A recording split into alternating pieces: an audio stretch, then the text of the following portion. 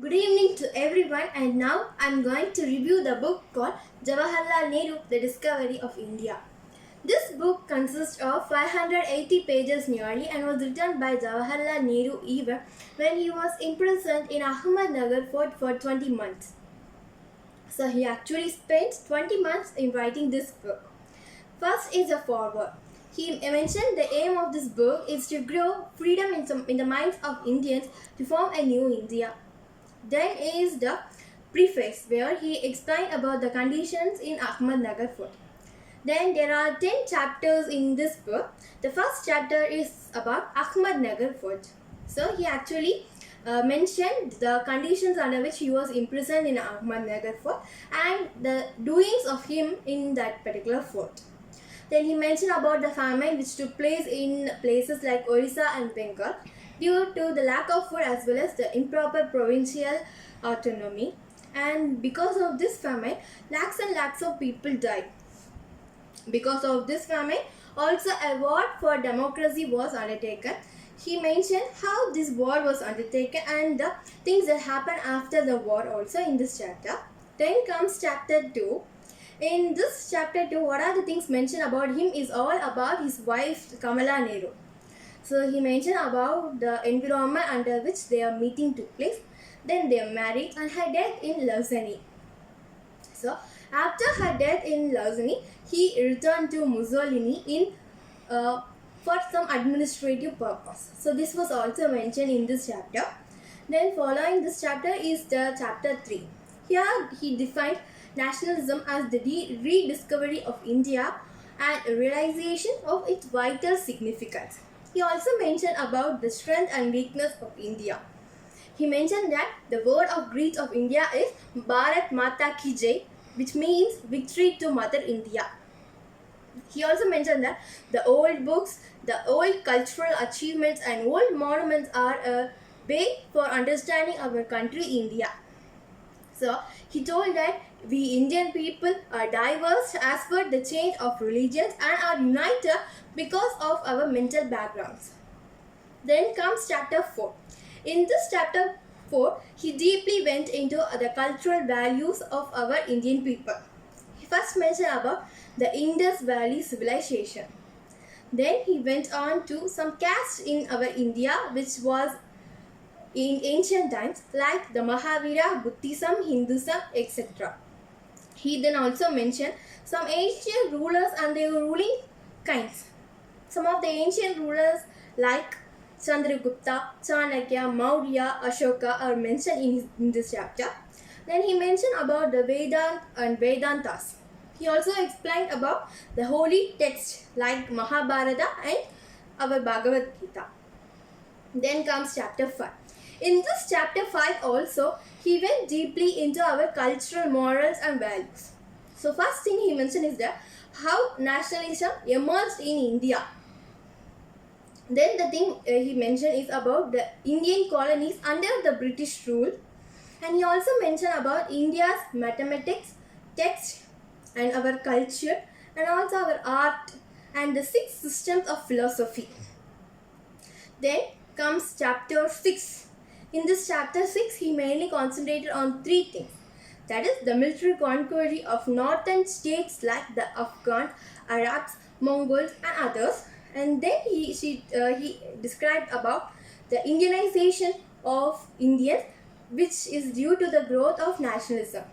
Then at last he explained about the reasons for the backwardness of Indians as well as the superiority of British. Then comes chapter 7. He here mentioned how British destructed our agriculture and industries.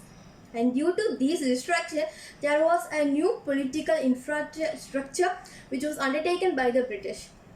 Due to this and because of this political infrastructure, there were a lot of things happened, and some of the things that happened are the changes in our education system and also some of the newer techniques in controlling an industries.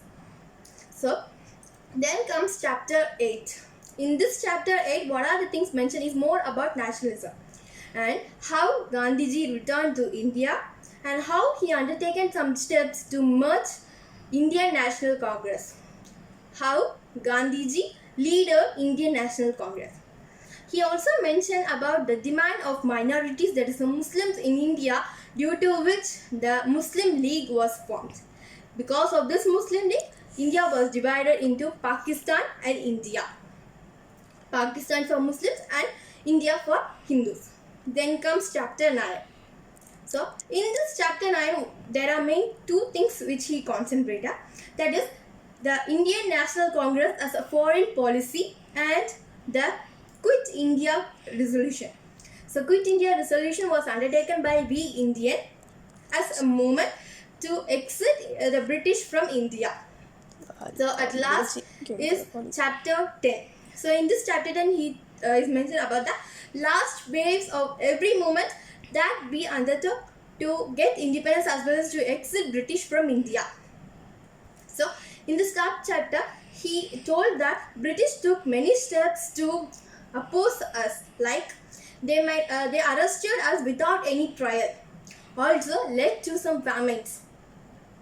So he not only concentrated on the power of British, he also told that we Indians withstood all the waves of their opposition also, and we got independence after a large struggle. So after this, he also at the final position of this book mentioned a quote, that is, all my life and my strength were given to the first cause of the world, that is the liberation of mankind. So by this quote, I am saying the quote again, all my life and my strength were given to the cause of the world, that is the liberation of mankind. So by this we can find how much of importance is given by Jawaharlal Nehru to freedom. So at last is a postscript and the index of the book. So after all, I would like to say you that what I understood from this book. So there are two main things that I understood. India as a cultural body and as a political body.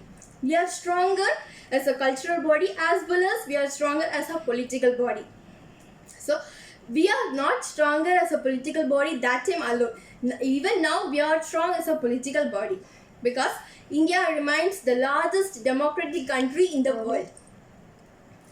So after all, what I understood is that ancient people have struggled a lot to get our independence. So because of their struggle and their shed of blood and life, their names are in the minds of us as well as history. So it inspired me to do something for our nation, because of which our future generation will remind our names also.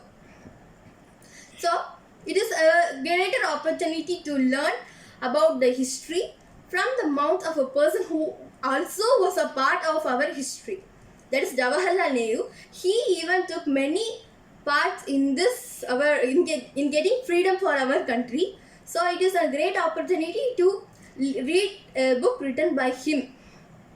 So it inspired me to do something for our nation.